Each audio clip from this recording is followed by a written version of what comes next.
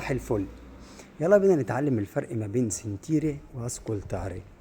بالرغم من ان الاتنين لهم نفس المعنى، يعني يسمع، ولكن استخدام كل واحدة فيهم مختلف عن التاني.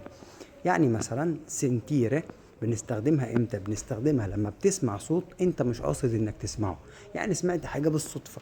زي مثلا لو قلت لك دلوقتي sento un rumore strano o sento un rumore strano، انا سمعت صوت غريب، صوت دوشة غريب. انا هنا قاصد ان انا هنا مش قاصد ان انا اسمع، انا ماشي في الشارع وسمعت صوت غريب.